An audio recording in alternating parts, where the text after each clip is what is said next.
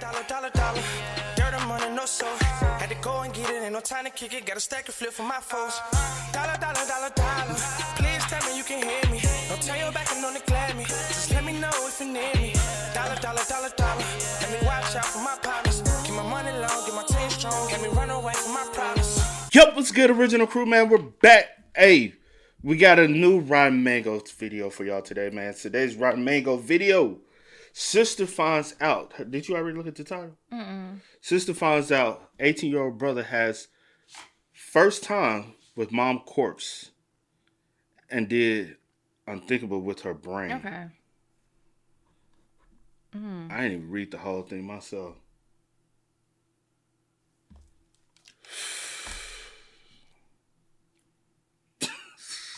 Ciao.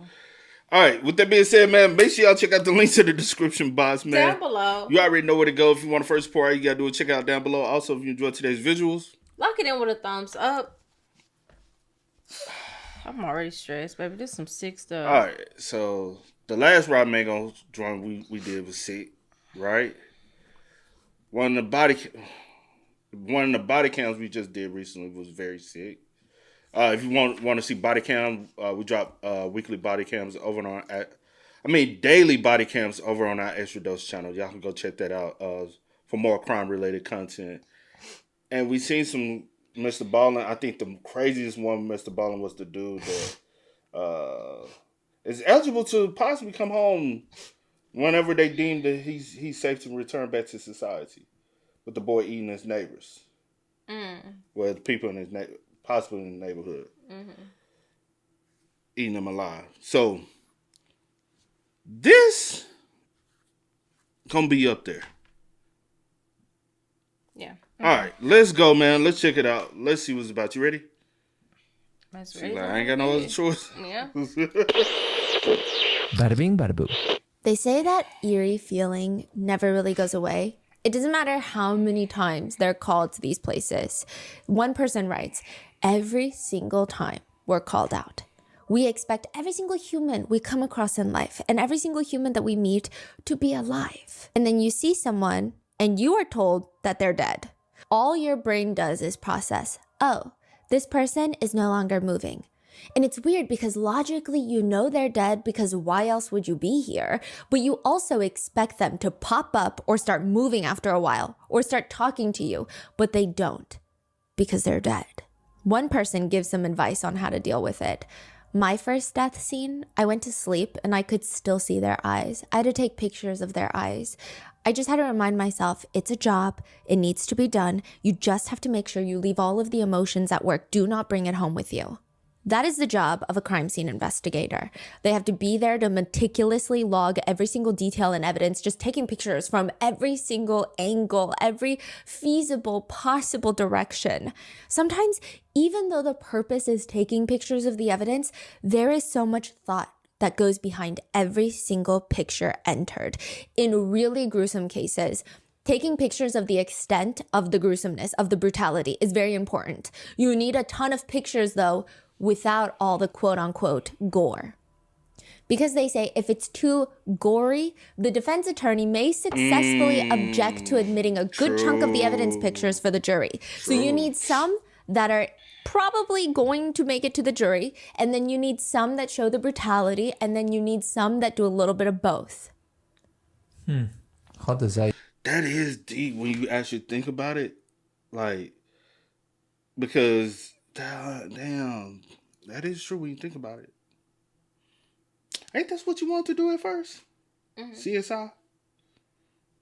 Basic crime scene investigating. Like, well, not investigating, but yeah.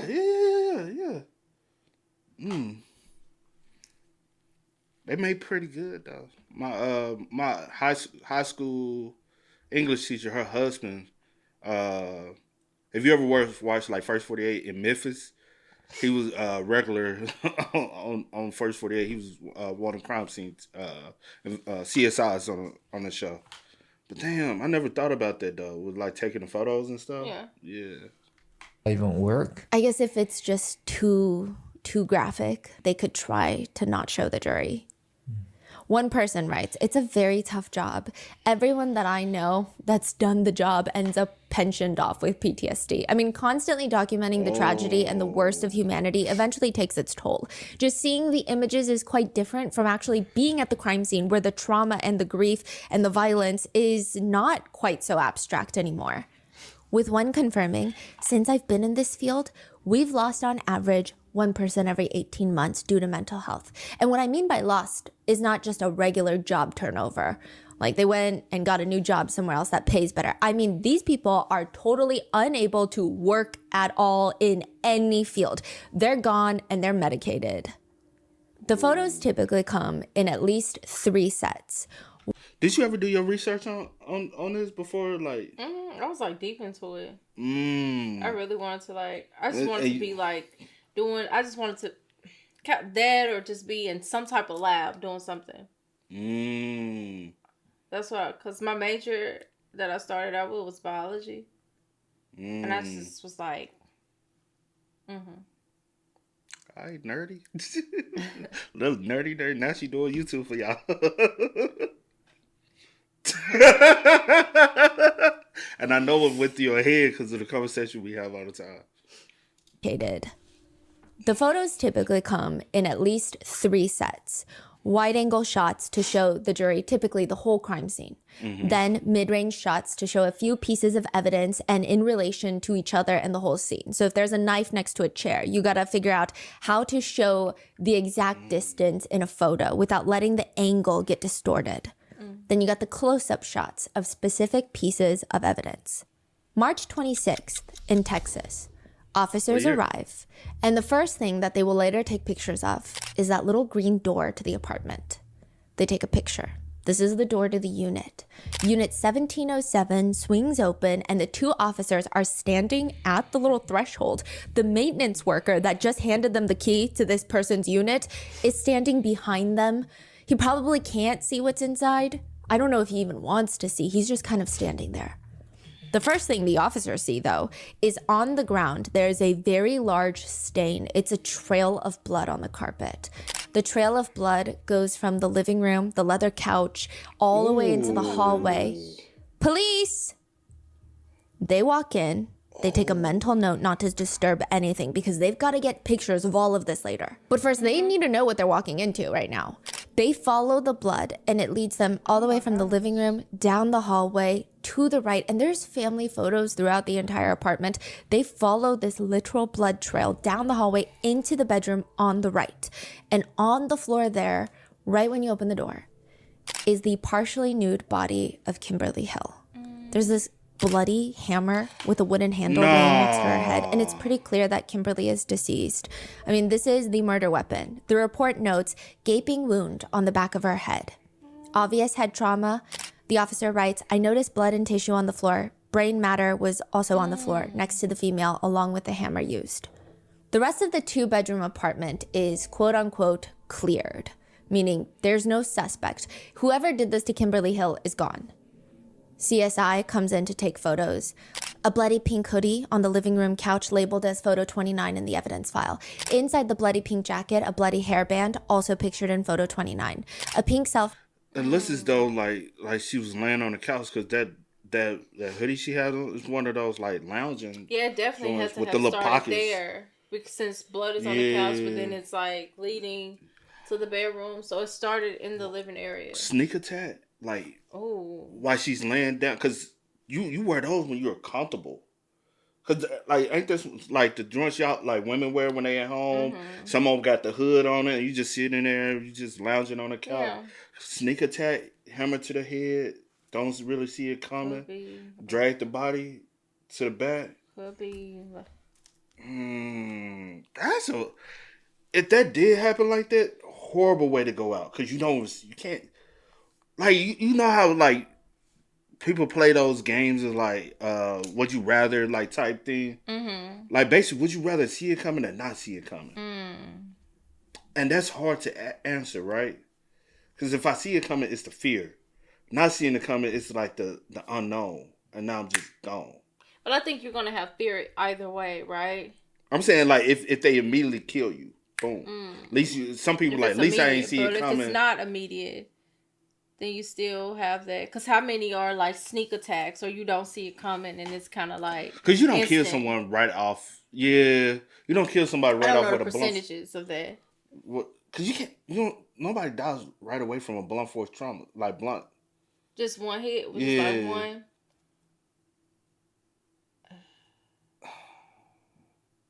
Somebody holler at me I in the guess it comments. depends on what the object is, I guess. Yeah. It depends on what the object is. Yeah. And how hard the hit, where you hit. Like a sledgehammer, maybe. Like if you hitting somebody in their head and stuff, yeah, depending on what lobe you hit. Like it, yeah, I mean, it just depends, I feel like. Yeah. You'll know more about that than I will, though. Not really. I'm saying, like, I'm not saying you know everything. I'm saying, but you will have more idea of that than I would, though. Yeah. Phone laying on the living room couch labeled as photo 30, bloodstains on the hallway walls labeled as photo 9, apparent bloodstains on the hallway restroom sink countertop labeled as photo 10. All of these have to be meticulously logged and documented. But the most intriguing picture that the police want taken are of a few notes left behind by the killer. The officers are leaning down. Is this for us? Because it seems to directly address the officers. It reads, "Chase me." And sorry for the mess. KD. Who the hell is KD? Later, when they finally catch the killer, they ask him, was I addressed to the police or to who?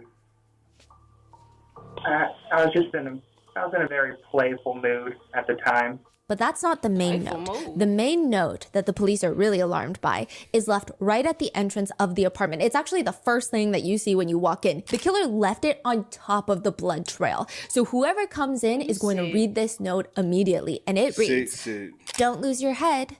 She may yet live. Although I doubt it. Hurry, Desiree." Desiree is the 23-year-old daughter of Kimberly Hill, the woman who was murdered in her own apartment. So first of all, who would do this to Kimberly, and why are they now targeting her 23-year-old daughter? And is the killer going to get to Desiree before the police can?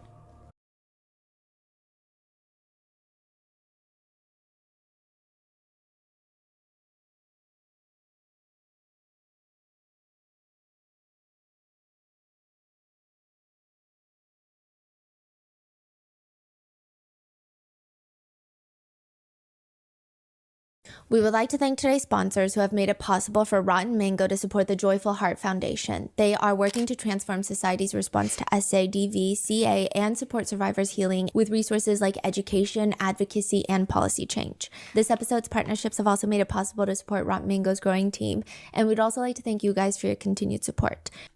I'm going to just be 100%. I'm glad y'all was on our head about watching Rotten Mango. Like, since we've been reacting to her, like, I really have been, I really respect her journalism, though. Oh, yeah. You know what I'm saying? Like, some people we watch, I'm just like, you know what I'm saying? Oh, okay. I think from the first video, like, we did. Yeah. Like, after, I was like, I really like her. Like, it just, like, I have a respect for journalism. Only, the main reason why is because I've seen, seen the behind the scenes and I understand it. I don't, like, I get it. People do content on YouTube and stuff. And then some people just, you know what I'm saying?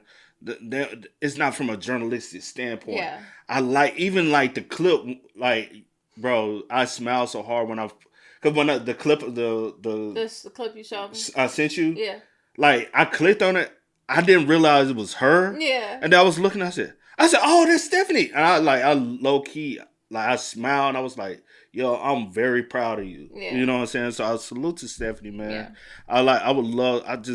I can't wait to see, like, where she ends up at. Like, because I know this is only like a stepping stone. Yeah. And I know she got, like, bigger plans. Yeah, bigger plans. And I know she will achieve those goals. So salute to Stephanie, man. As always, full show notes are available at rottenmangopodcast.com. Today's case is probably one of the more gruesome cases I've covered in recent.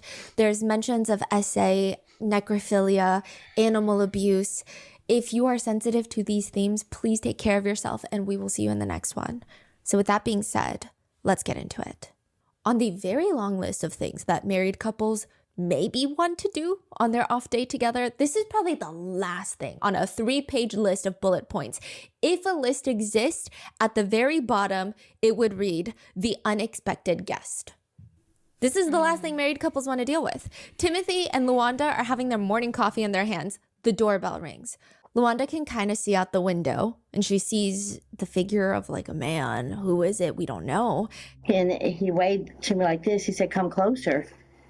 And I said, yes. And then that's when my husband came around the corner. Timothy rests his little hot mug down, and he walks up to the small front door, swings it open. It's 10 a.m. on a Thursday. Like, you better not be soliciting for some insurance right now.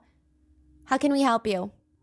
Timothy is scanning the stranger up and down. He's quite short. He's scrawny. He looks very slender. He's got peach fuzz mustache, thin wireframe glasses sitting on top of his nose. I know it's not good to stereotype people, but he looks like a coder. He looks like he codes at night and is an engineer that works for Meta. He looks mostly harmless, if not cautiously friendly. But that's what you say about off days. You can't really plan for these surprises because 5 minutes after that knock on that door, the three of them are now awkwardly standing there. Luanda, Timothy, and this stranger at their door. Their backs are tense. They're just kind of standing awkwardly. If a drone were to pass over this tiny single family home in Texas, you might think these people are aliens trying to blend in as humans. The three of them standing in front of the front door, not really talking, not really doing anything, just kind of staring. It looks like they're frozen. If the front door is open and the couple have a clock, you would hear it ticking from outside. We know how that is. C don't go to the front door for nobody, y'all. Somebody come, and it's most definitely if you come over to our house, we have already invited you. We already know that you coming. You know what I'm saying? If you come over and I'm letting you in, you've been invited. Oh, yeah. But yeah, we get a lot of knocks on the door, like random. And she be like, open her. You know how some people just go to the door, like, oh, let me see what this person want. Low key, that's me. That's you, and I have to like, no, we're not opening the door for people. I'm big on that. Yeah. And she be like, nope. And I get it. You know what I'm saying? Not necessarily. Not I'm saying now. I'm saying like I get why you do that, but like in a lot of cases, you just don't know what people are. You don't. What type of time people are. The coffee's probably cold by this point. Especially nowadays. The two, Luanda and Timothy, are taking turns clearing their throat. The husband, Timothy, does try to take some initiative in this situation. He asks a few questions to the stranger, but all the answers are coming back very vague. I mean, perhaps some questions are better left for professionals. Maybe he should switch directions. Would you like something to drink? The stranger looks them in the eye, contemplates for a moment, and states, I'm scared of you. You're being too nice to me. I've never had anyone be nice to me like that. And then he just stares at them. Well, okay. I mean, there's not really many articulate things you can say back to that. Wait, they're standing and that's all? You came knocked on our door. Yeah. Okay. I mean, it's very strange. They just watched the stranger then stare off onto the quiet residential road, just waiting to get picked up. He kept turning his head looking toward the road, not actually eye contact with us. Luanda steps aside to call the stranger's ride once more because what on earth is taking them so long? The tension, the awkwardness, she can't even take it anymore. And then finally she sees the very first car pull up, then the second, and at 10 a.m. on a Thursday morning, the cars pull up to pick up this stranger, thank God. And even the stranger looks excited to be leaving. He's got both of his arms in the air, and people start running out of the cars, tackling him to the ground. Those people from the cars also look excited, but in a very different way from Luanda and Timothy and even the stranger. They pull his arms behind his back. You are under arrest for murder. When the cars rush off, Timothy and Luanda likely just sit on the couch in silence because what the hell just happened? A stranger shows up a random morning to ask to use the phone to call 911 to turn himself in because he just committed murder. And then they likely realize he never did tell us his name or who he was. Did he? Wait, they heard the phone call? He told them straight up, hi, yeah. Can I use your phone to call 911? I just murdered someone. Then they stood there awkwardly, Luanda moved the side to call 911 again and What the was like, fuck? are you guys here yet? Right? So they were really, really, really scared. Yeah. Just imagine, bro, somebody come knocking on your door and say, hey, can I use your phone to call the police? I just murdered. Boy, you don't get the hell up off my... Yeah, because it's really like... Now I get the reason why she said they're so tense. They're so still. They're Right, because after someone telling you that, you like... Now I have to be in mode to just in case I need to protect myself. Facts. I need to be able to peep every last maneuver you make. If you gon'... Even if you do this a little too fast, I might have to, you know what I'm saying? Man, that's insane. Yes. How old are they? They're a middle-aged couple, 50s. Asked me if I'd call 911. He just murdered somebody. So I told my wife to call 911. 911, location emergency. And she wanted me to call 911 because he said he just murdered someone. Okay, and he's there right now? Yes, ma'am, I'm sure. And he said he murdered someone? Yes. I made sure and call 911 again because they were taking too long. All he told them was that he killed someone. Do you remember why he said he killed that person? And I said, why did you do it? And he just kept telling me lots of reasons. He wouldn't ever tell me why. 23-year-old Desiree is brought into the interrogation room with the two officers. One of them is very bald, by the way. A lot of people have commented that the center of his head, where he's bald, is very bald to the point where the fluorescent lights do, in fact, kind of sparkle off the top of his head. But that's neither here nor there. I point that out because he appears to not be a netizen favorite. They sit Desiree down on one of the chairs. Because remember, there's a note left for her. She's wearing jeans, a red tank top. She looks like she's getting ready to go on a run or run some errands, but she just got pulled here instead. Initially, when the two investigators sit her down, it's kind of hard to say exactly how they're treating her. It feels like she's being treated as a suspect in this case, just judging by the way that they're talking to her. She sits down, her boyfriend is standing out of frame of the camera, and the officers break the news that her mother, Kimberly Hill, has been murdered.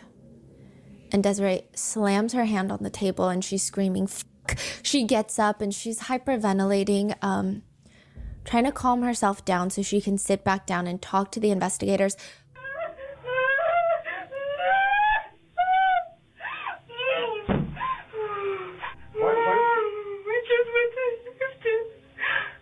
He said, why are you crying? Who asked that? Who said, why are you crying?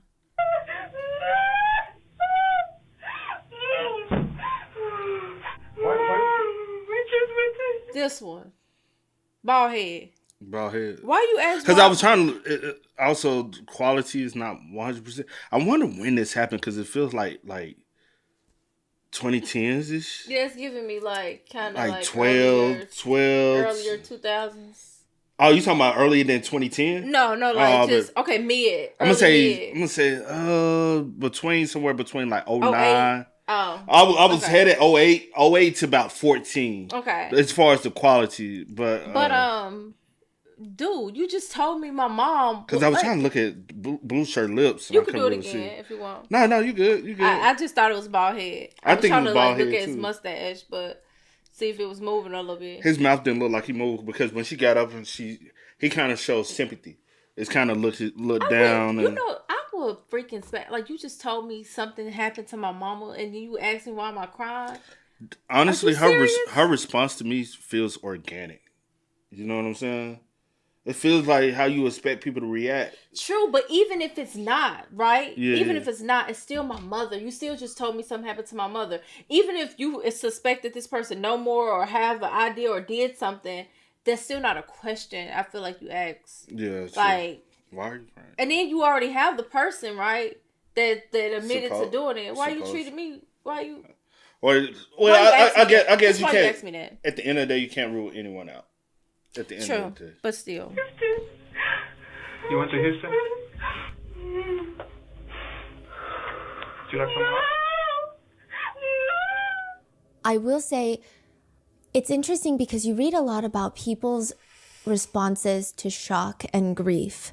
And a lot of the times you can feel the shock and grief in their responses, but it still feels a little bit further away. Her reaction feels incredibly relatable for some reason. I don't know if it's her age.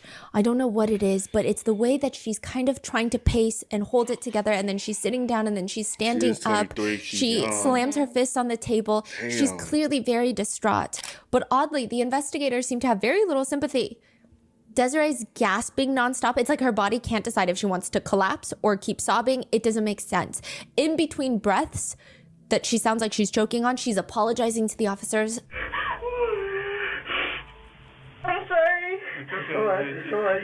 You're not doing nothing that's on the stick. She's sitting back down. She's screaming, no, no, no. And then it's all over the place.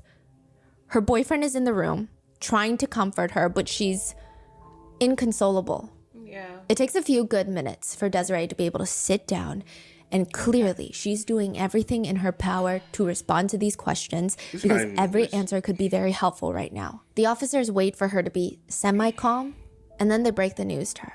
We're going to tell you this. We haven't told anybody else, but he wrote some notes before he did what he did.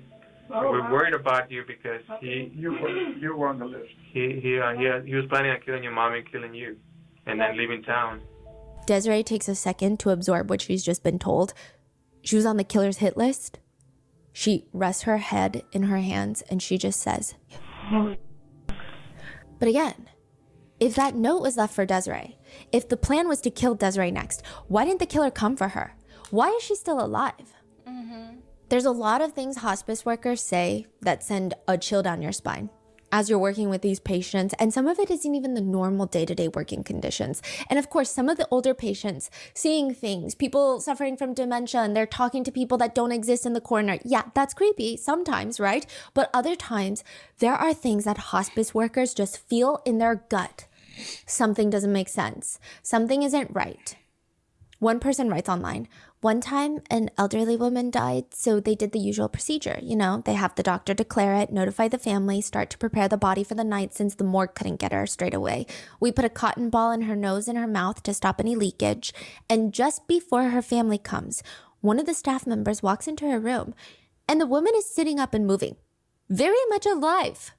The staff member freaks out, obviously. We help this woman and then passes the news on to the family. And a few hours later, she died again, for real this time.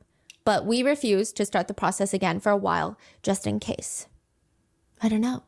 It was just weird. Certain things just make you feel like something's not right here. You just have a bad feeling about it. Celeste and Kathleen, they got a bad feeling about this. They show up to the apartment complex. It feels like they got a giant 10-pound watermelon in their stomach. Celeste runs a hospice center in Texas, and Kathleen is an employee, but they're not even here for a patient. They're here for the coworker, Kimberly Hill. She's supposed to show up for a meeting to discuss a few of the patients. She's a no-show, which doesn't make any sense. If anybody is on time, it's Kimberly Hill. She served in the Marines for a decade.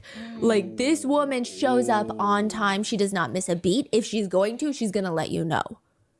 Celeste and Kathleen decide, why sit at work all day stressing out when we just drive over, maybe for the one time in her lifetime she slept in. They drive closer into the apartment building, closer into the parking lot, and they see a swarm of cop cars just parked out front with the lights on, which is alarming, but who's to say that every flashing light on a cop car is even meant for them? Like, what if this has nothing to do with them and they're just thinking too deep? They drive closer and closer in silence into the lot, and by the time that they park the car, they know because they can visually see all the officers going up and down, in and out of one unit, Unit 1707. Celeste and Kathleen are trying to talk to the police, but they're all, ma'am, back up. You cannot go into the unit right now. Can you just tell us what's happening? When is the last time you spoke with Kimberly Hill? Yesterday. We talked to her yesterday. She was happy. She was having a good day. What is happening? The autopsy for Kimberly Hill is multiple pages long, mainly focusing on the extensive blunt force trauma to the head.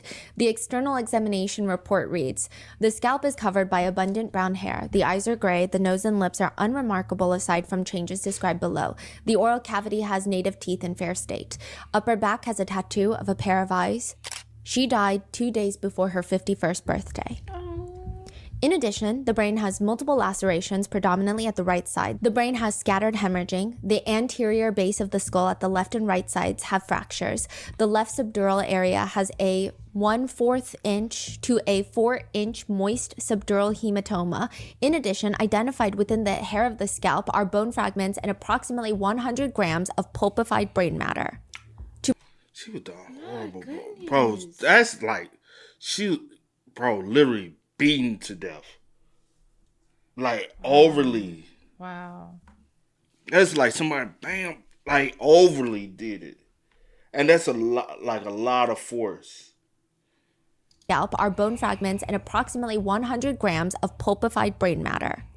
To break that down, the injuries to the brain are so severe that there are actual tears in the brain tissue. So there's physical tearing of the brain matter. You know how skin can be torn? The inside of the brain is torn, which you're only going to get that from severe blunt force trauma to the head. Penetrating injuries where objects will break through the skull and tear the brain, or when the skull bone fragments pierce into the brain tissue. There's breaking of the bones at the bottom part of the skull. There's a brain bleed with pooling of blood. But one of the most alarming details in the entire autopsy is obviously the pulpified brain tissue. Yeah. Brain tissue, in that sense, has become blended, and brain tissue is now being expelled from the skull. The brain tissue is outside the skull. It is in the person's hair. About 100 grams has left the skull. That's a deck of playing cards. That's a chocolate bar. That's a Dove soap. That's how much brain has been expelled from the skull and has pulpified. The detective working this case is trying to get some clear answers about the injuries to the victim's head, likely clarifying things from the case files. Is this in the front or the back of the head, the injuries? Top, back, mainly? I mean, actually, the entrance wound is around here, yonder, here somewhere. The man explaining it to the detective is calmly, very professionally, almost gesturing to the back of his head to show the detective where the majority of the wounds are. Oh, okay. Yeah, okay, that makes sense. The two detectives are taking a moment to soak in this information. Then the detective turns to the man at the police station and asks, "Then so when you dragged her to the bedroom, you kept hitting her there?" Yeah. The detective is not talking to the medical examiner. He's talking to the killer. The interrogation room is tiny. It barely fits a desk and 3 chairs. There's 2 investigators and the killer, the suspect. He's wearing black short sleeve t-shirt, wireframe glasses, resting. I ain't gonna hold you, bro. He's talking.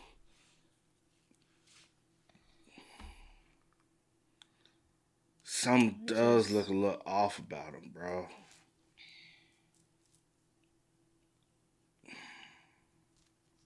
And I keep looking at how the glass is sitting on his face, bro.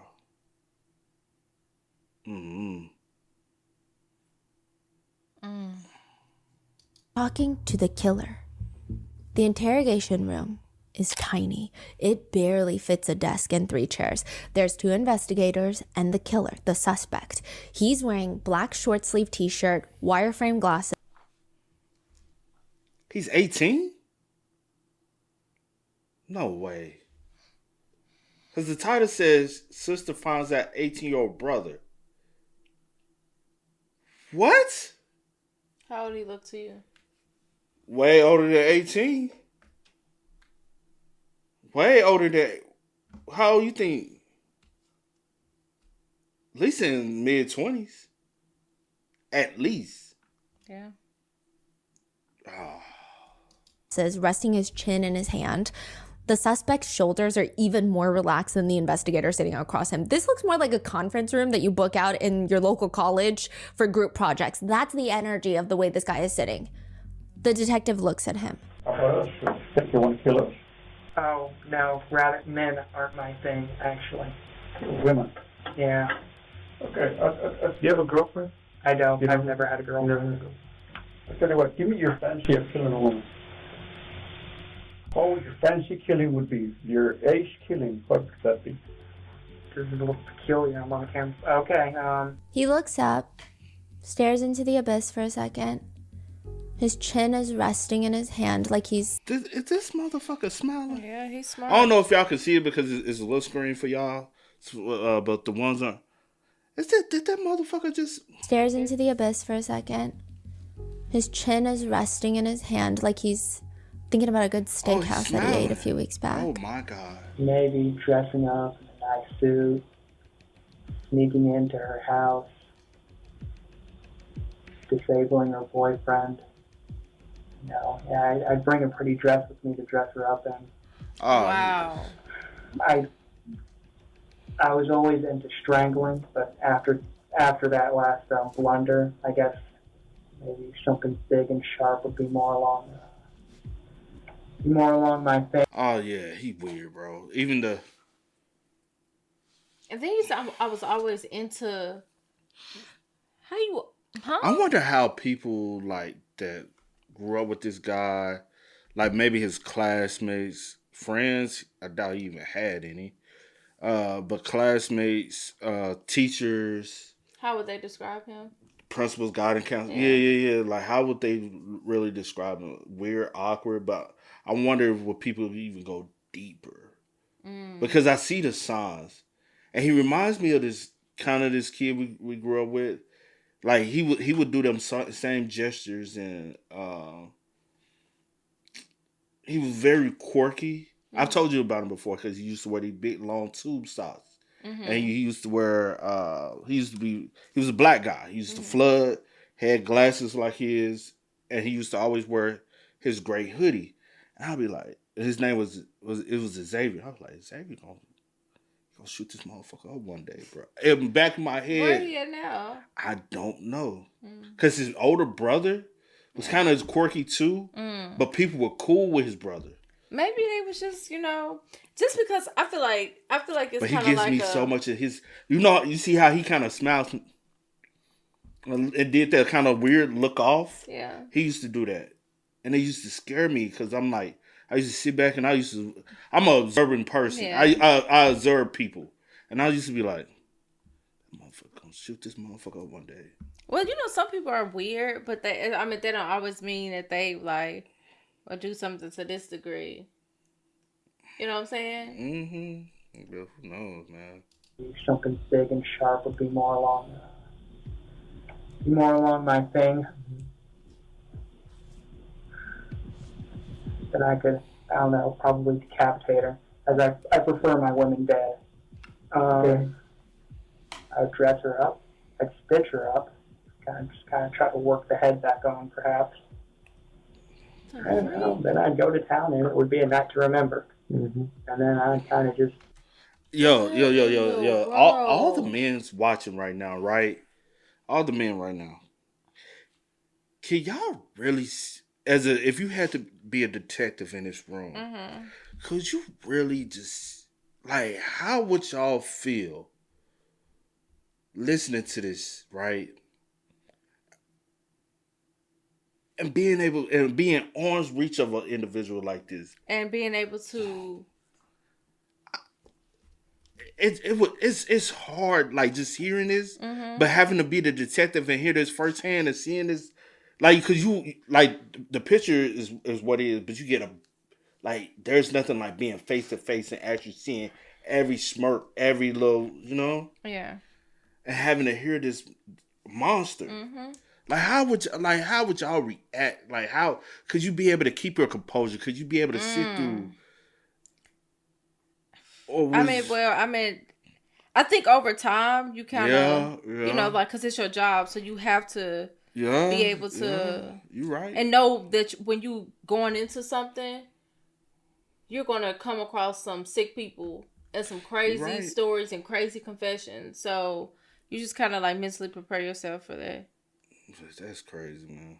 And then I'd go to town, and it would be a night to remember. And then I'd kind of just burn everything and run for the hills. First of all, why did the police ask that question? I think everything about this confessional with this suspect so far indicates a serial killer in the making. So maybe that's why they asked. I will say the interrogators for this case are not widely liked. I think a lot of people think good thing the killer confessed because they were not going to solve this case. A few things that are psychologically intriguing aspects to his perfect crime. The first being that his perfect fantasy involves being nicely dressed in a suit. And he would bring a dress for his victim. Psychologists say the fact that his fantasy includes him dressing up in formal attire, specifically a suit, which in men usually serves as a symbol of status, professionalism, it carries some level of power. Then the fantasy of dressing up the female victim is additionally telling. They say the victim is treated as an object to be manipulated. Changing a victim's clothing is actually a form of asserting control over their body and their identity. The fact that he is dressed in a suit, the fact that he wants to dress the victim, that suggests almost a ceremonial aspect to the fantasy as well. And interestingly, in the fantasy, he mentions he's going to target a house with a couple rather than a woman that lives alone. Yeah. And the first thing he's going to do is disable the boyfriend, which means the offender may desire to demonstrate dominance over other men, potentially enhancing feelings of power. So he's not talking about Desiree. No, he's not talking about Kimberly. He's not talking about Desiree. This is his perfect murder. The perfect, like he would get the most satisfaction out of. The ultimate fantasy for him. Yeah. There's actually quite a bit the investigators have to go off of on this case. The killer even left a few notes for them. The two from the beginning of this case, one taunting the police, the other taunting Desiree. But a third is about the killer himself. He writes at the very top, life resignation notice, underlined. I had a change of heart. I said I was going to do it, and so now I'm going to stick by my word. I am a man after all, albeit a hilarious one. Too much damn work, so many obligations. Seriously, people. But most of all, me. By the way, I've always fantasized about murdering and R-wording you two. It's kind of funny how you never really know someone, not even your own son or brother. Sorry for the bathroom mess, Mother. Good luck recovering from the shock, you two. Sincerely, or not, Kevin Jazrael Davis. Kevin Jazrael. Trying to read the PA. Yeah, P.S. I killed that stupid gray cat because I was bored one day. Sorry. Yo. They always say it starts with what? Animals. Kevin Jazrael Davis.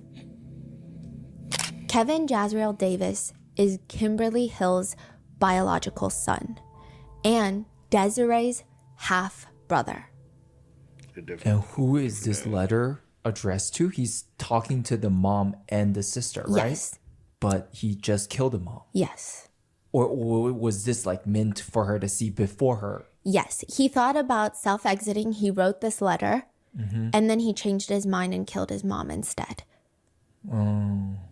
The bottom of the letter, there's a little notation. P.S. I killed that stupid gray cat because I was bored one day. Sorry. Now, 10th grader, 18-year-old Kevin Davis is sitting in that interrogation room. 10th grader. That's also a red flag. And he say doesn't 10th look grader? like the troublemaker that fails and is constantly in trouble. And that's the reason why he's behind. He doesn't give me that. Reason why? I know what that looks like. Trust me. I know what that looks like. 10th grader, 18. First of all, like you said, he does look a little older than 18, but the fact that you still... What is that? And you always thought about doing that to your mom and sister. That is so... Does he give you 18 in the 10th grade? Does he give me 18? Yes, possible. I mean... No, I'm saying like... But 10th grade, I mean, no. I mean, I wouldn't have been able to guess what grade he was in. I would have assumed he was in a senior. I would assume he grown out here with a grown ass job. I would have assumed he was a senior about to graduate. Even with the minds, it's like, bro, he is a fucked up individual. Like my stepbrother at the time, before he went to, they sent him to Job Corps. He was 16 in the 8th grade, and he was like acted out. You know what I'm saying? He was always in trouble. Always like, only thing he had on his mind was girls. Like that's the main thing he had on his mind. He wasn't trying to like not gang banging or nothing like that. He was just lazy and always had girls on his mind. You know what I'm saying? And unfortunately, he ended up getting into some trouble later on. By the time he turned 18, couldn't tell him nothing, and now he fucked up for the rest of his life. But we don't know their history when it comes to this dude. Like, I would love to hear people talk about his history. Yeah. His teacher, I would love to hear, especially now knowing he's 18 in the 10th grade. I want to hear what's your classmates, what's your teachers, have you always been concerned about? Room. Less than 10 minutes after reading Kevin his rights, Kevin is calm. One hand is resting on the armrest. The other is casually placed under his chin. Sometimes he itches his chin. Sometimes he gestures to talk. It doesn't appear like he's nervous. He's just chatting, answering all the questions. Is she your natural biological mother? Yeah, actually, she is my natural mother. But I take after my father. He later goes on to explain, but he's not really in the picture. He's an idiot. He's an idiot. He looks at both the interrogator. But you said you take after him, you're an idiot. We all know. I'd always loved my mother, I guess in the wrong sort of way, but a kind of love, I guess. Maybe some rage. Maybe just a little. He mentions to the two detectives in the room very casually. Oh yeah, I lost my virginity to a corpse. What did he just say?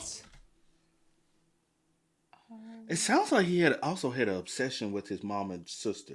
He didn't look at them as his mom and sister, but as women, like just women. It just so happened to be in his life. And it seems like he can't identify. You get what I mean? Bro, it's weird. He says the whole night starts because he asked his mom for permission. Permission for what? What? To die. Very beginning, I asked my mother for permission to die, or rather kind of commit to sort of beating around the bush sort of thing. Because, well, that doesn't really matter why I wanted to kill myself. Sure does. I'm bored with life. I don't like life. I don't like people. I don't like living, basically. There's really anything depressing about it. It just is what it is. And so she said, basically, I'm a grown man, and what I do, I can't really stop me. She was distraught over it, of course. I mean, of course. Yeah, she said she'd cope with it. I mean, if you kill him, that's kind of why she wanted me to go away, why she called my sister to come pick me up, and that's kind of why I just left. Not necessarily, I just knew. Sounds like a mother that's fed up. That's why I said I would like to know, like, I mean, it seemed like he probably has been a problem, right? Yeah, so but he just, I don't know. Can't judge a book by its cover, though, too. Never can. Come pick me up, and that's kind of why I just left. Not necessarily, I just knew it was time to act now or never. I mulled it over. And then on a whim, actually, I turned it over, wrote a plan to kill both my mother and my sister, quite frankly, because that's always been a thing of mine. I'm a bit of a pervert. Yeah. Is it like a fantasy thing? It is, actually. So, that didn't act. The best laid plans never work out, apparently, or at least the ones scribbled on a piece of paper. So how did he do it?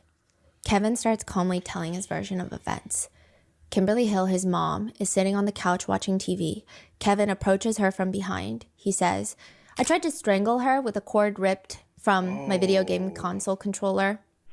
That didn't work out too well. She started screaming, and so I went to her room, opened a drawer at the very bottom to the right.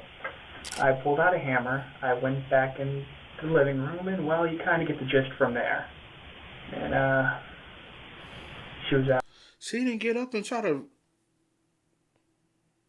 I would have to get the fuck up and get up out the house on a motherfucker like that.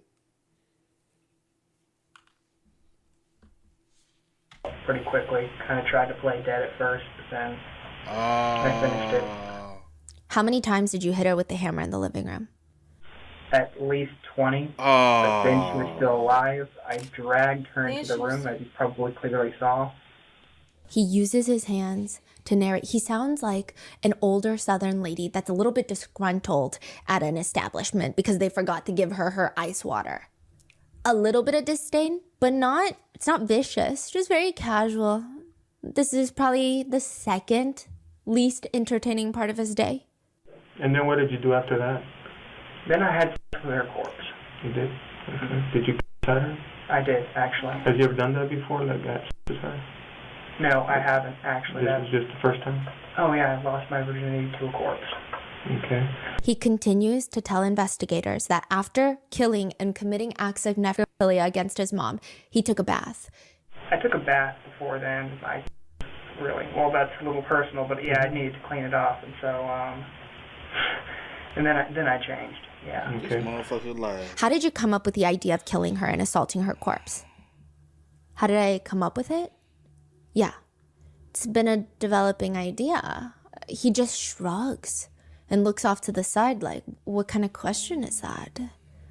Like, how did you come up with the idea of breathing? I don't know how to answer that. That's the attitude. Kevin says he's always been fascinated by death. Well, despite how I ended her life, I'm kind of more fascinated by the more artistic ways of murder, the meticulous manner, the way they cut them open, just sliced them to pieces. I mean, such care, such love. And if you ever see a cow standing off to the side of the road, staring intensely at you for prolonged periods of time, just not moving, frozen, it feels like they're trying to remember you from a past life. The cow is staring into the depths of your soul. It's not a weird cow. It might just be mad cow disease. It's a neurological disease, and if you walk closer, you might even hear the cow grinding their teeth.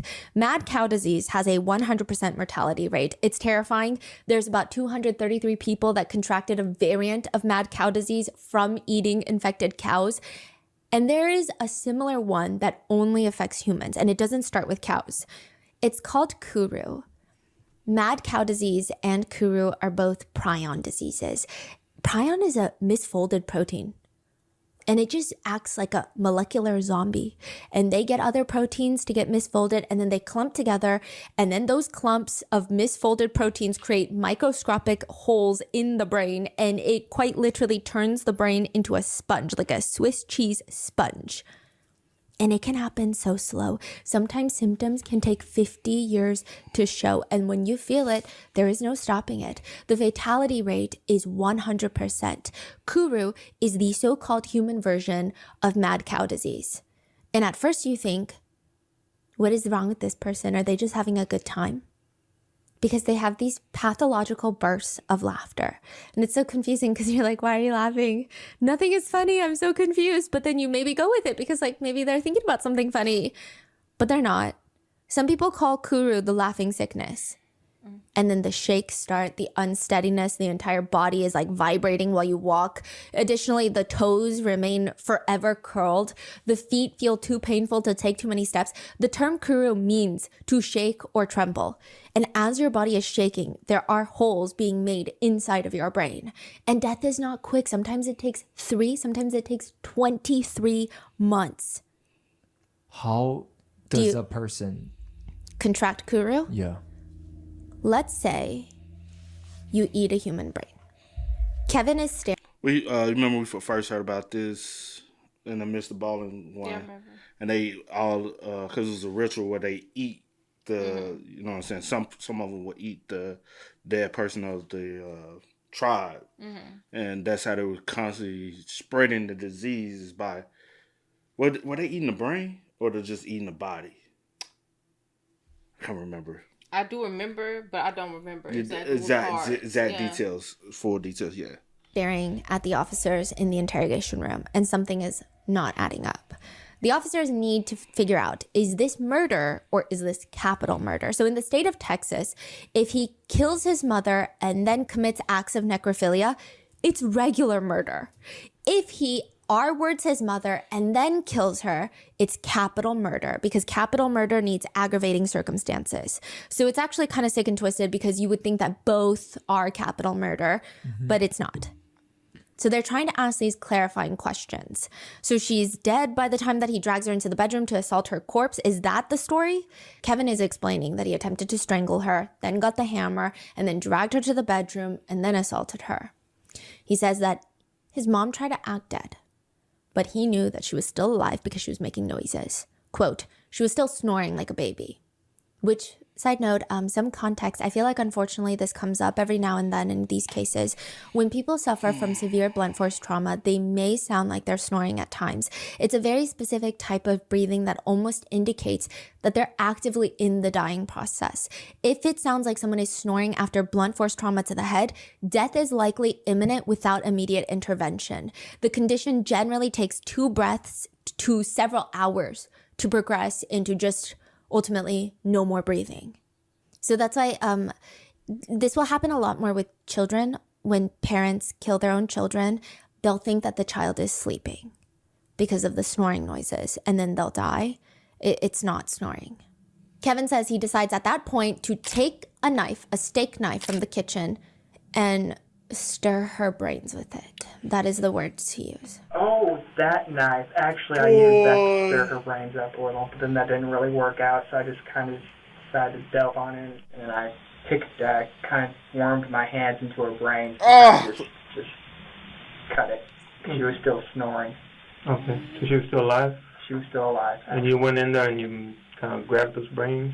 Yeah, finished it. Like he stick the knife through the wound in her skull to stir her brain. So technically, your mom wasn't exactly deceased when you doing all of this. Did she was in the process of did your first time with your mom. Yeah. She wasn't actively deceased. So technically, on the grounds of what Stephanie, that's capital. He deserves capital. Well, his capital murder can result in the death penalty in Texas. Yeah. Brains. And that's why the part is pulverized, pulpified, yeah. And then, so when you dragged her to the living room, to the bedroom, you kept on hitting her there? Yeah, kind of. That's where that's when you reached in and grabbed the brain? Yeah, I kicked at it a bit. Then I just, that was kind of silly, but then I just decided to reach in and kind of just do it. Later, a psychiatrist from Kevin's prison will testify to the jury that, quote, he used the hammer to kill his mother, and of course the skull split open.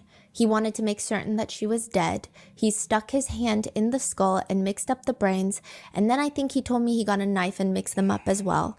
Then he said it felt like pudding, like putty, the texture, the consistency of the brain tissue.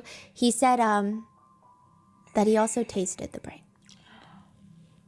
Near the end of the interrogation, the officers asked Kevin, after the murder, after the necrophilia, quote, so you were covered in blood? Oh yeah, I was covered in blood. My glasses, everything was a mess. Do you feel bad for what you've done to your mother? In a way, yes, but I wouldn't take back what I did. It's strange, really. I did love her. In a way. Has she been mean to you? Oh, no, she's been the best mother. Okay, so there's nothing that she did? Oh, absolutely nothing, no. If I was to ask you, what did she do to deserve this, what would you answer? Absolutely nothing. I'm a cruel, disgusting person. Yeah. The only reason that he didn't go after his sister, like his original plan, is because, well... I decided against it because, well, I'd had my fill of killing. I didn't... seemed a little much. Mm-hmm. A little too excessive, yeah. But he did leave that taunting note to her, which they ask him about, and he starts touching his ear a little bit, like he's talking about a distant family member that's got some problems. My sister, she's a good girl, rather sensitive. I knew she would lose her head if she kind of saw that. But then you wrote that note. You knew your mom was already dead. Oh yeah, I knew it. Were you just messing with Desiree that she might still be alive? In my sick sense of humor, I was pretty well off my rocker by then. Do you consider yourself mentally disturbed or crazy? Do you consider yourself any of those things, or you think you're just okay? Like you just have some bad thoughts? I'm not mentally disturbed. I'm sane. I know exactly what I did. I know that wrong in the traditional sense of wrong. Now I feel vaguely kind of like I'm done. So you still feel like you're done with your mom? You still feel like you want to keep on killing to keep on the other fantasies, or how do you feel? Kevin takes a moment. He sighs. I came here to pay for my crime, so I guess I should continue with the truth. Truthfully. Yes, definitely. I would kill again. Wow. If this is how bad 18-year-old Kevin is, if this is how unstoppably evil, how did somebody not notice? Or did they and nobody said anything? I mean, police are trying to figure that out. All Kim told her close friends was, yeah, sometimes she has problems with Kevin because he doesn't really like going to school and he just wants to play video games. And he does kind of seem like a loner with no friends. But that's it. The detectives ask around. They all say the same thing. Some of them even say, I thought he was a good kid. In the interrogation room, they ask Kevin, how do you do in school? Pretty mediocre. I never really could muster, but didn't even really care. I mean, I guess I excelled in English for all that was worth. Okay. How about sports? No, I don't like sports. Desiree says while Kevin has never been violent or abusive to anybody, he just seemed like he had some social issues. She says he was kind of born different. He had severe ADHD. He doesn't really have any friends. His dad is no good, but he was never physically abusive or anything like that. He would pop off at the mouth and tell my mom crazy stuff like, "Fuck you, you fat bitch," like stuff like that. And she would just let it eat her alive. Desiree was on the phone with her mom the night of the murder. She says, my mom told me that they got into a fight and Kevin was just being disrespectful and just saying some really hurtful things. She told me she would call me when she felt stronger. Do you know what the fight was about? It was something as simple as like this commercial came on for like eHarmony or some dating site or something, and he just out of the blue said, "Yeah, Mom, you gave up on love," and she said, "No, Kevin, I didn't give up on love, but even if I wanted to find love and I couldn't and have anybody over because you're here." And I mean, that's my mom really. She loves this kid, you know. She was just. It's not like they had a horrible like relationship. He just. Badass. He really. Nah, he problem really, child. I can't think right now. She just bought him a $100 jacket and she knew he would just throw it on the floor just because she thought he liked it. She cares about him. My mom told me last night that he screamed. I wanted to say this for such a long time, but I don't give a fuck about you or my sister if you guys died. It's crazy. You know, this kid is spoiled to death in there. She was just really upset and I was trying to calm her down. So the cop did tell her that it was the brother. Yeah. And what was her reaction or? That was the reaction from earlier in the episode. Oh, she's like up and down and hysterical, screaming no. Out. Yeah. Okay. Has he always had a few issues? Desiree says when he was little, out of nowhere, he would just draw shit that was bad. People getting shot, stuff like that for no reason. Oh, wait, how is my brother doing in all of this? Was he just straight-faced? Yeah, he's here in the other room. He's confessed to doing it, so he admits doing it. He's got no bones about it. Your brother's a little strange. He had no indication in the past that he was violent. I mean, we've had fights face to face where we were screaming at each other, and he's never hit me. He's never, ever done anything like that. I've never seen him really get so angry to where he'll even punch in a wall. I've never seen that. The detectives oddly laugh. You're the one that punches a wall, right? Yeah, I mean, there are issues. He would talk about if they had a fight, like, I'm going to self-exit, blah, blah, blah. And one time my mom did call the police and they did take him to the hospital. They confirmed that Kevin has no girlfriend, no friends in general, and he spends most of his day on the computer. Now, side note, experts do not believe that Kevin would have ever self-exited. Even his life resignation notice, which is supposed to be the last letter he leaves his family, he writes, "Good luck recovering from the shock, you two." His self-exit, had he ever done it, would have just been to hurt others. But he decided, I'm just going to hurt them directly instead.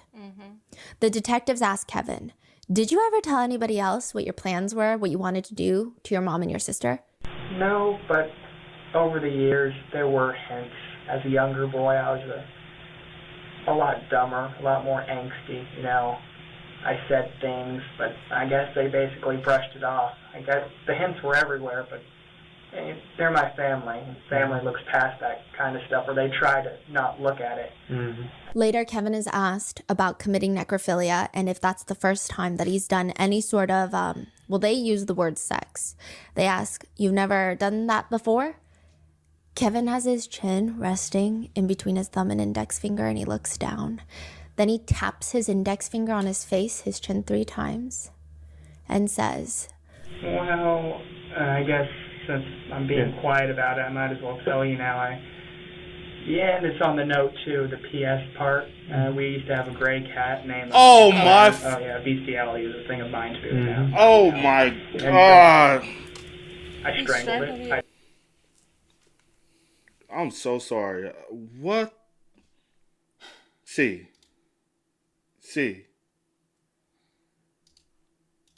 No way, bro. I mean, no way. The cat. I was already like, what you did to your mom. And then you like, hey, well, since I'm here and I'm telling you everything else. Yep. I mean, bro. Might as well, you know that this dude is weird. Like, what? So, again, mom said just a normal problem child, right? You know what I'm saying? A lot of parents got their problem child. I was my mom's problem child. Your mom had a problem child. Parents have a problem child. Child that gives them more problems than the other. You know what I'm saying? From what it seems like, bickering back and forth. We said that in the previous. I say this: the times I did, I guess, argue with my mom, I probably was his age, but I was getting ready to graduate high school. You know how kids start feeling themselves a little bit, kind of. You know what I'm saying? So your sister ain't never back and forth with your mom? Like bicker, not like, but bicker back and forth. Not like back now. My sister was a problem child for sure. She was. But bickering and going back and forth, like arguing, whatever you want to call it, or even like being like calling my mom out her name. No, I ain't saying it like that. I'm just saying bicker back and forth. No. No. If she bickered, it was in that room with that door closed to herself, but it wasn't no back and forth where my mama could hear her. No. But mine was like slight, and I would mumble. But you know how my mom is too. So you said what? I said no. I said like. But And then if my sister, like if something was to happen and my sister got mad, like my mama ain't going back and forth with you, but I told my sister running away or something. But yeah, other than that, no. But call my mom out of names and stuff like that. Nah, like or just talking down on her. Yeah. Nah, nothing of that such at all. Also, it's weird that y'all even had an argument about her finding love. Like I used to encourage my mom to go out. Like, mom, find you somebody. You know what I'm saying? If you want, Yeah. Like not like that. It's encouraging. We're not having an argument over you not having someone. You know. But like they asked like the sister whatever, like was there any like signs that he showed like anything? And the comment that he made, as crazy as it sounds, is true as far as he felt like the signs was always there that he had issues, but family overlooked things, especially like your mother or like your sister. But the sister said he never, like, they never saw anything. The friend said Kimberly always talked like he just, you know what I'm saying? People are different at school, right? At school, since he really doesn't have friends and stuff like that, he'll probably be very like to himself, but like also, really no friends. I wonder, reason why I said stuff like that is I wonder how his classmates took to him. And then also his peers. with my thing with the drawing, I'm not thinking about drawing guns, shooting people or killing people, like gruesome draw. I'm not thinking about doing that. Like I was like as a child, teenager, whatever. I'm not. Guns. I think that's I was a drawer. I'm trying to think. My bad. You can be a draw, but that type, I feel like something is a little. I'm trying to see because I used to draw everything. Like I told you back in the day, I used to draw shoes. I used to draw people. Like just like I feel like just it's a draw. little different drawing if you like say you trying to imitate something like a character or like a show or a car, like, but you're sitting and you just randomly drawing. I don't think I drew guns like though. Stuff like that. No, I think that's kind of like alarming, and that probably was looked over or whatever the case. So didn't really like chunk it up to nothing. Yeah. Obviously, because the sister was like, I know he was drawing stuff like that, but we didn't think none of it. He wasn't like a valid person. He never put his hands on. But it's to me on anyone. One thing is alarming. Not that he didn't like. He had no interest in anything. Yeah. Besides video games, and I guess they were like, oh, but then he's cooped up in his room, and you really don't know what the hell he's doing. He has no friends. And I know some people like, hey, some people got associates. You got people you will speak to. You might won't call them necessarily a friend, but you're not participating in anything. You have no interest into anything. Yeah. That's a little anything social in a sense, I guess. Like even sports, you're not into anything sports wise. Not even really school, like nothing. You say you don't like people, period. Because I know some people who don't like sports, but they're into something that, like you said, you can be social with other people, whether it be a plethora of things. Like even with the video games, are you not socializing with other people pertaining to the video games? Yeah. Like you're not socializing at all. That's a little weird and concerning. Yeah. And as the mom, like that's a flag to kind of go off, like. And that's why I keep saying, like, I wonder how his peers took to him. And, like, how they, like, if y'all would make certain comments to him, well, he's made certain comments back to you. Like, how's his response? Even in classes, how's his response? Because even in school, you have to do group work sometimes. How would he be with groups? Is he awkward when he has to be put in certain groups? I'm just saying, like, I just wonder, you know. But like you said, some people are different, but you're not going to be that far off different at school when it comes down to like your social behavior, you know? The thing of mine too, now you know. And so I strangled it, I drowned it, and then I cut it open, and you know the rest. You kind of get the rest. You attacked the cat, the dead cat.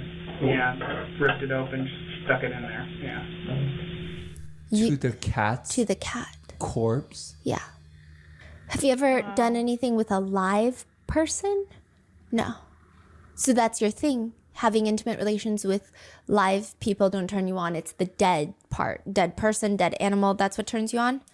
I don't necessarily mind. I don't have standards or morals. Body's a body, and in the end, it's a piece of meat. I guess it's harsh to say, but... Near the end of the interrogation, Kevin is asked, Anything else you want to add about what happened that's important that we should know? Not really. I'm sure interested in other colorful details. What? Yeah. Colorful details. So a lot of people are confused why Kevin turned himself in. The plan was to kill his mom and then go kill his sister. He decides... What other colorful details? Now, like me as a detective, yeah, go ahead and let me know. Because we need everything. I don't even know what that means, child. Because did you do something to anything else out here in the world? We need to know.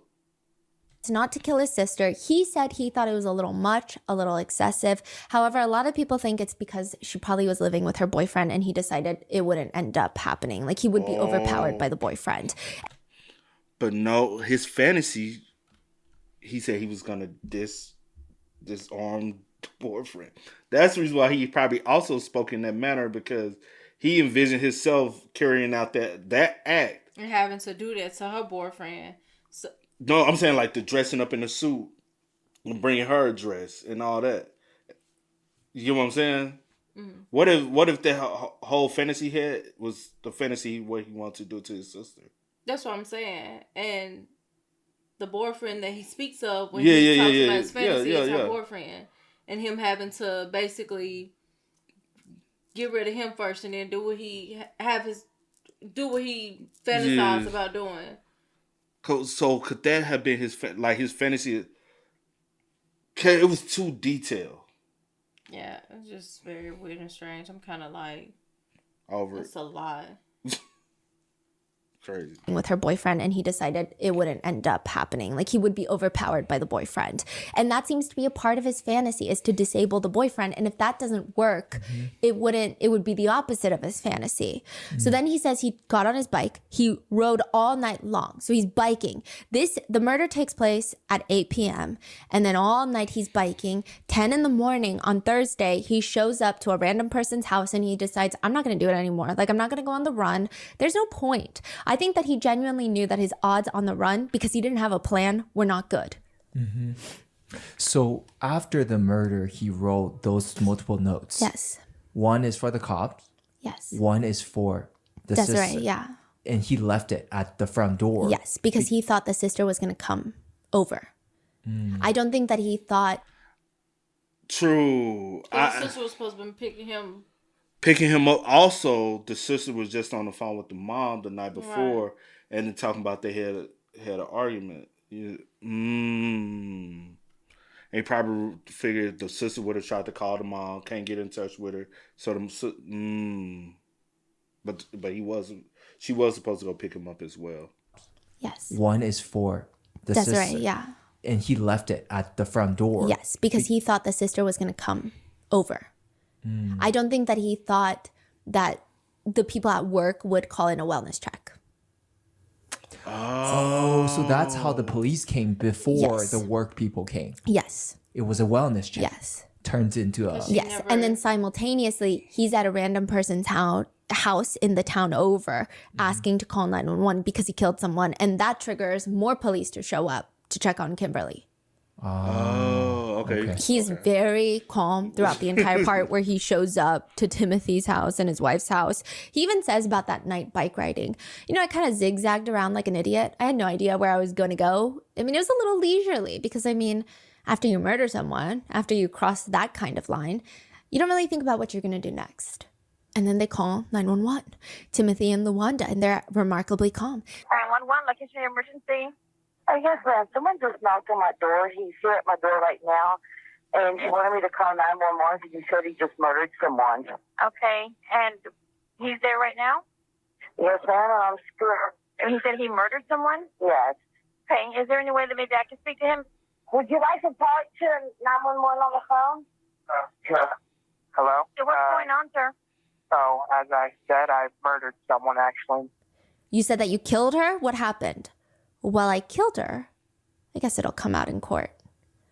What I'm saying is, did you shoot her? Did you stab her? Or I bludgeoned her with a hammer. Okay, sir, we're going to get somebody over there. Okay? Okay. You and my Bye. He tells Timothy and Luanda that he's been walking the train tracks all night crying before he decided to turn himself in. Luanda said she was very scared, don't get her wrong, but she was also kind of confused on whether she believed it or not. She says, in a way I did, but in a way I didn't. I thought maybe he might have been on medication or something, because he was just too calm and just, nonchalant about everything. It's like she thought maybe he's on drugs and thought he did that, but not really. Yeah. As to why Kevin answered Luanda and Timothy's questions, like, why'd you kill someone? He says lots of reasons. He explains, I was using their phone, so I thought I might as well tell them when they asked me questions. They had questions, and I'm using their phone. Timothy was supposed to be at work that day, but called off, which a lot of people think if Timothy had not been at that house, he might have committed murder again. It seems like he is scared of physical confrontation of other men.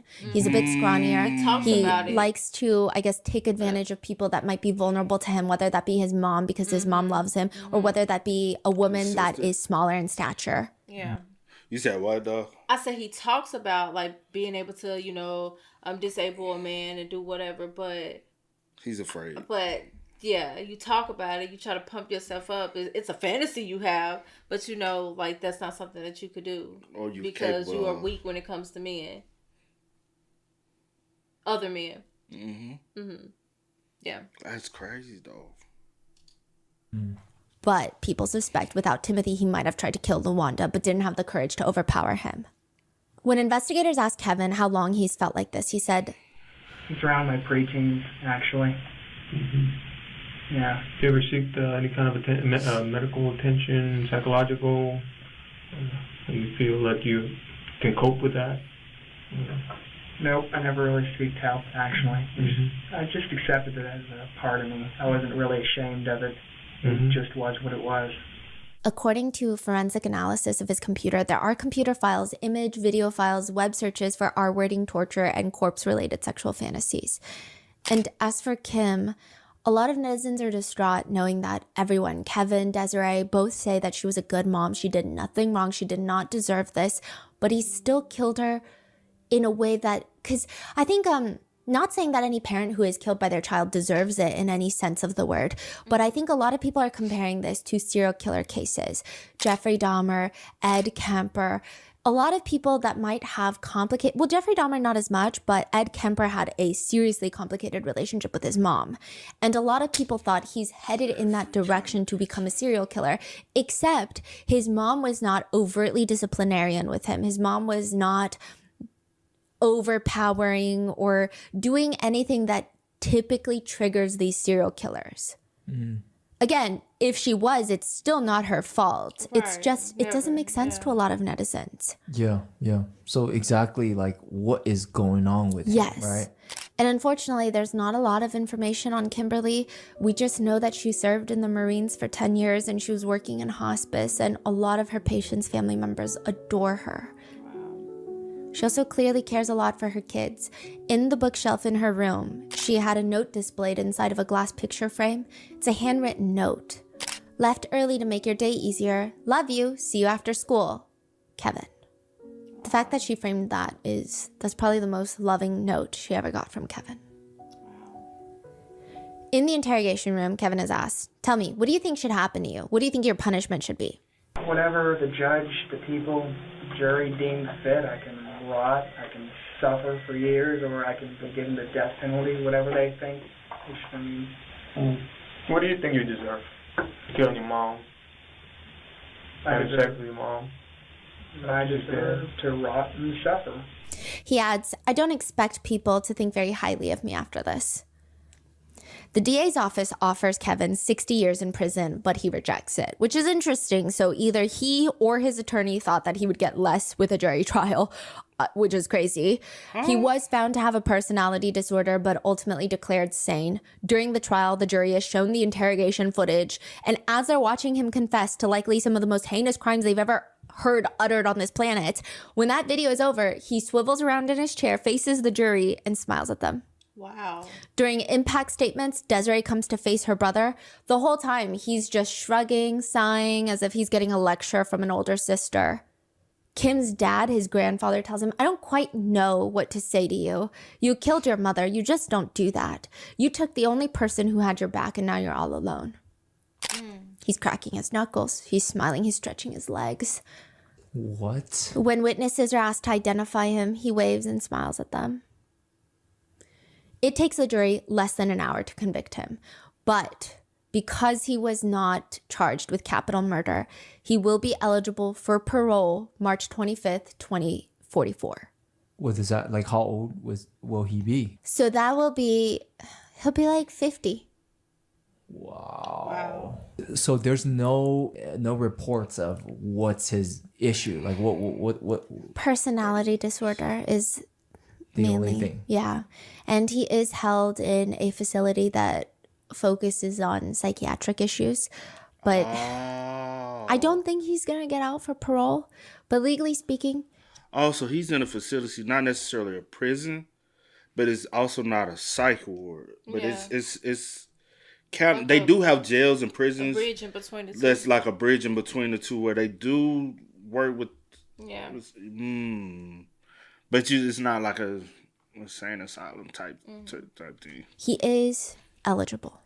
And a lot of people say this is one of the most disturbing true crime cases that they've ever come across. A lot of people feel like he's Edmund Kemper in the making, a notorious serial killer. Others are just upset at, quote, justice. They say this thing is eligible for parole. Others are just having introspective moments. I mean, there are probably hundreds of thousands of people like this on Earth. It's insane to think that they dwell amongst us. With one commenting, to be honest, this guy sounds like an 8chan edgelord basement dweller who admired serial killers but wouldn't have the balls to become one. He's a wannabe killer who is really just a sad loser who just watched way too many sick, intimate videos and gore. That's another thing I was thinking this whole time. What? I wonder, like, is he, like, where does he really partake in? Yeah. Does he watch movies? Is he, like, what television shows is he watching? Is he more into crime, true crime docs and stuff like that? Because I also don't think, like, because even like my nephew be wanting to watch stuff, I'll be like, why are y'all allowing him at 12 years old to watch certain things? Yeah. I don't think yeah, they should. But that's not my child, so that's as far as I can go with it. But I'm like, I don't think a child should be consuming true crime as far as trying to, like how some people be like, oh, I know everything about this serial killer. I know everything about this serial killer. I know everything about, you know what I'm saying? I know the victims. I know how he did. Some people indulge in that. Like, I know you be like, I be indulging in it. I indulge in it to find, like, see, like, but after a while, I move out. I don't know every detail about it. Some people can tell you the date, the murders, how they happened, what it happened, like how OD. And I wonder, was he into things? Like, was he? I wonder as well, especially with him not really wanting to do anything. Don't have a social life, don't have friends, don't have a girlfriend. Really don't want to go to school. Just stays in his room, wanted to play on a video game. And it's just him and his mom. I'm pretty sure he is in his room doing God knows what. God knows what, bro. Sick. Yeah. Others believe that his mom is wrong. This is crazy. Some people say that when he told his mom that he was going to self-exit that day, she didn't do enough to stop him, and that's what triggered this. But others argue, or some people argue, no, the mom must have been abusing him somehow, we just don't know it. To which a lot of netizens write back, he's just plain old evil. People say, oh, he must have been abused. He must have been he's just straight up evil. I don't know why it's so hard for people to comprehend that he's evil, and evil exists in the world. He's sick, he's evil, he's psycho. That's the comment.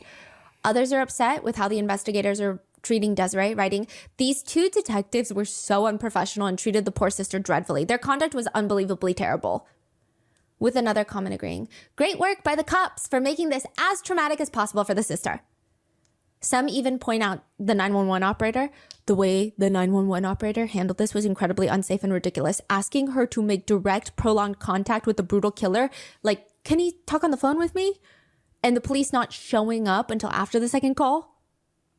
With another writing back, yeah, 911, what's your emergency? There's a killer at my door. Okay, can you put him on the phone for me? And that is the netizen reaction to the case of Kevin Davis. What are your thoughts on this case? Let me know in the comments. Be safe, and I'll see you in the next one. That was a crazy case, bro. I thought that was, this definitely was sick. One of the worst cases. Sick, gruesome, very much so, to say the least. But yeah, when the operator was like, I'm like, excuse me? Girl, get somebody over here. I done told you what this boy done said. I don't know if he's serious or what, but y'all figured it out. Get somebody else to do it. Okay, for real. Putting him on the phone. And then y'all don't show up to the second time. Y'all ain't moving fast enough for me. I don't take it serious. But yeah. Rest in peace to Kimberly. Facts. R.I.P., man. She didn't. Yeah, not at all. Ooh. Not at all. I hope, like, she wasn't, like, conscious. I honestly, wholeheartedly, I hope she lost conscience early. Yeah. And it's horrible to say, but it's just due to the fact I hope she didn't have to go through, suffer, and feel all the pain he put her through. Yeah. But hey, man, y'all spam us up. Y'all let us know y'all thoughts about it for us in the comment section down below. But until next time, y'all know how it go, man. I do go by the name DJ New Kid. This is we are. Time to kick it, got a stack of flip for my foes. Dollar, dollar, dollar, dollar. Please tell me you can hear me. Don't turn your back and don't neglect me. Just let me know if you need me. Dollar, dollar, dollar, dollar. Let me watch out for my pocket.